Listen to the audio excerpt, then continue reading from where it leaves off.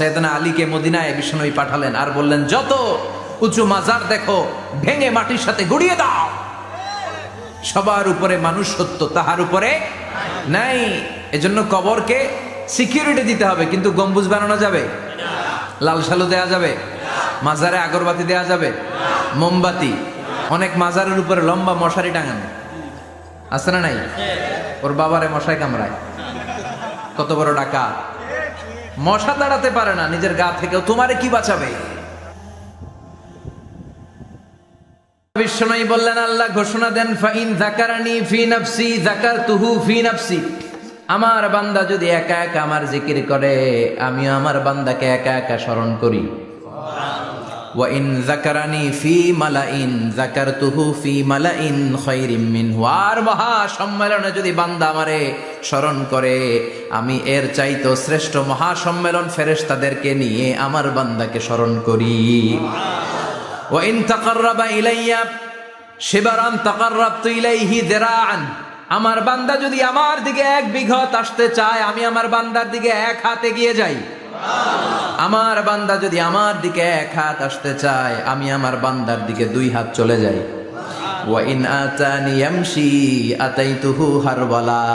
আর আমার বান্দা যদি আমার কাছে হেঁটে হেঁটে আসতে চায়, আমি আমার গোলামের দিকে দৌড়ে দৌড়ে যাই। ওই আল্লাহরে ভুলে গিয়ে আমরা মাজারে যে সেজদা দেই, কপাল পোড়া আছে না নাই? দোদেল বান্দা কালমা চোরে, না পায় শ্মশান না পায় ঘর, দিন থাকিতে আয়রে পথে ছাইড়া দে ভণ্ডামি ভণ্ডামি ভণ্ডামি ভণ্ডামি, ছাইড়া দে ভণ্ডামি। ঠিক কি না? এই ভণ্ডামির সাথে আমাদের সম্পর্ক আছে? মাজার পূজার সাথে ইসলামের কোনো সম্পর্ক আছে? নামাজ কালাম পড়ে না, ইবলিশ শয়তানের নানা আছে না নাই? এলাকায় মনে হয় নাই, অনেক জায়গায় আছে দেখবেন, লাল সালু দিয়া উঁচু করা। সাইয়েদনা আলীকে মদিনায় বিশ্বনবী পাঠালেন আর বললেন, যত উঁচু মাজার দেখো ভেঙে মাটির সাথে গুড়িয়ে দাও। কবরস্থান উঁচু হবে না, কবর হবে সমান। এটাকে সেফটি দেওয়ার জন্য, সিকিউরিটি দেওয়ার জন্য আপনি চারদিকে সিম্পল বেড়া বা দেয়াল দিতে পারেন, যাতে গরু ছাগল যে এই কবরের অসম্মান না করে। আমরা আশরাফুল মাখলুকাত, আমরা বেঁচে থাকলেও যেমনি সম্মান আছে আমাদের, মরে গেলেও সম্মান আছে না নাই? আল্লাহ বললেন, ওয়ালাকাদ কাররামনা বানি আদম। আমি বনি আদমের সম্মান বাড়িয়ে দিয়েছি। জীবিত অবস্থায় যেমনি সম্মান, মরে গেলেও সম্মান। ঠিক কিনা? বিশ্বনবী দেখলেন একটা লাশ যাচ্ছে, লাশ দেখে নবী দাঁড়িয়ে গেলেন। সাহাবারা বললেন, ইয়া রাসূলুল্লাহ ইন্নাহু ইয়াহুদি, এটা ইহুদির লাশ। দাঁড়ালেন কেন? বসেন। বিশ্বনবী বললেন, আওয়ালাইসাত নাফসান, এটা কি মানুষ না? এটা হোক না ইহুদি, হোক খ্রিস্টান, হোক নাস্তিক, এটা তো মানুষ। আমি তো মানুষকে সম্মান দিয়েছি। I have dignified the status of the sons of Adam. আমি বনি আদমের সম্মানকে বাড়িয়ে দিয়েছি। সবার উপরে মানুষ সত্য, তাহার উপরে নাই। এজন্য কবরকে সিকিউরিটি দিতে হবে, কিন্তু গম্বুজ বানানো যাবে? লাল সালু দেয়া যাবে? মাজারে আগরবাতি দেয়া যাবে? মোমবাতি? মশারি? অনেক মাজারের উপরে লম্বা মশারি টাঙানো আছে না নাই? ওর বাবারে মশায় কামড়ায়, কত বড় ডাকাত।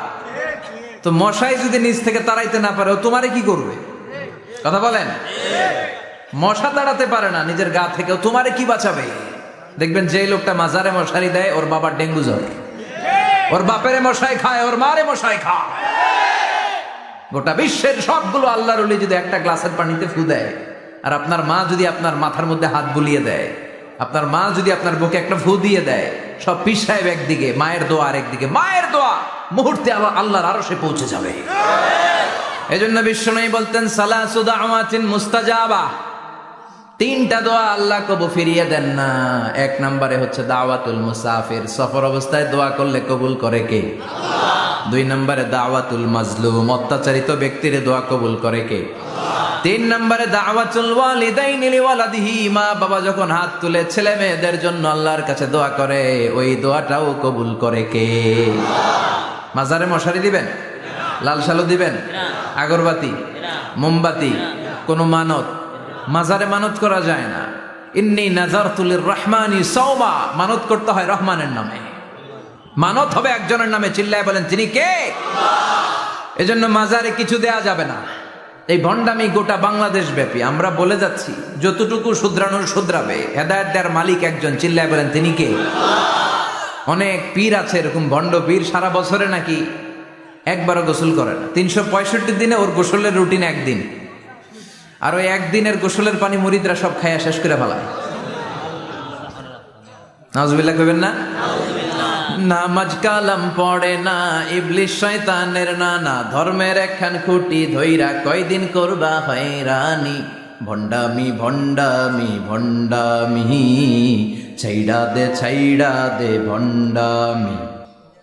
দোদেল বান্দা কালমা চোর, না পায় শ্মশান না পায় ঘোর, দিন থাকিতে আয়রে পথে ছাইড়া দে ভণ্ডামি। ভণ্ডামি ভণ্ডামি ভণ্ডামি, ছাইড়া দে ভণ্ডামি। চিল্লায় বলেন ঠিক কিনা? এগুলোর সাথে আমাদের কোনো সম্পর্ক নাই। ইসলাম হচ্ছে সহজ। আদ-দীনু ইউসরুন লা উসরা ফি। আদ-দীনু ইউসর, দিন সহজ। এত জনের কাছে যাওয়া লাগবে না, আপনি ওই জেলায় যে ওই মাজারে মানত করা লাগবে না, আপনার সিলেটে যাওয়া লাগবে না, আপনার খানজানাইলের কাছে যাওয়া লাগবে না, আপনার কোথাও যাওয়া লাগবে না। আপনি বাড়ির পাশের মসজিদে পড়ে সেজদা দেন, মুহূর্তে দোয়া কবুল করে নিবে কে? রব্বুল আলামিন বলে, গোলাম আমারে ডাকস না কেন? তোর ডাকে সাড়া দেওয়ার জন্য আমি 24 আওয়ার্স রেডি। দুনিয়ার বুকে কোনো বিষয় নিয়ে যদি আমরা বারবার যাই, দুনিয়াতে লোকজন রেগে যায়, ঠিক কিনা? আমি ওনার কাছে গেলাম, ভাই আজকে একটা বিপদে পড়ছি, 500 টাকা দেন, দিয়ে দিল।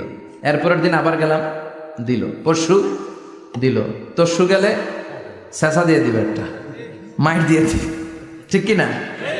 কি পাইছো তুমি? প্রতিদিন 500 টাকা। বারবার কোন একটা ইস্যু নিয়ে কারো কাছে যাওয়া যায় না, এটা লজ্জার বিষয়, ঠিক কিনা? কিন্তু আল্লাহর বিষয়টা উল্টো। সুনানে তিরমিজির বর্ণনা, ইন্নাহু মান লাম ইয়াসআলিল্লাহ ইয়াগদাব আলাইহি। কোন বান্দা যদি কোনো বিষয় নিয়ে, কোনো ব্যাপার নিয়ে আল্লাহর কাছে বারবার না চায়, না যায়, আল্লাহ তার উপর রেগে যায়। এজন্য আল্লাহর কাছে বারবার চাওয়ার দরকার আছে না নাই? বিশ্বনবী বললেন, আল্লাহ ঘোষণা দেন, ফাইন যাকারানি ফি নাফসি যাকারতুহু ফি নাফসি। আমার বান্দা যদি একা একা আমার জিকির করে, আমি আমার বান্দাকে একা একা স্মরণ করি।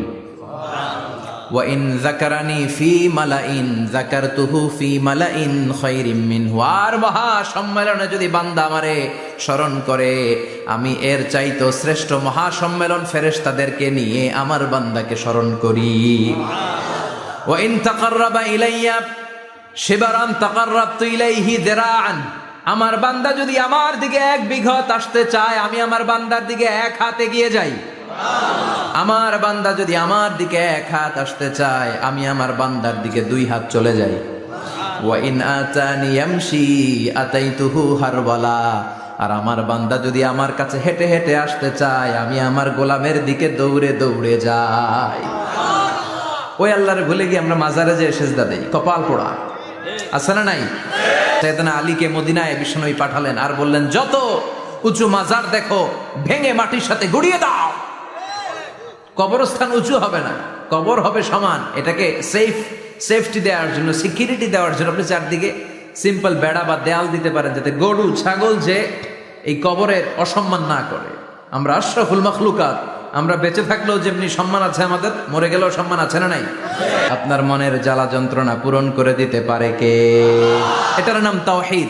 এক আল্লাহ কেন্দ্রিক হওয়া, আল্লাহ সেন্টার্ড। আমাদের সবকিছু হবে আল্লাহ কেন্দ্রিক।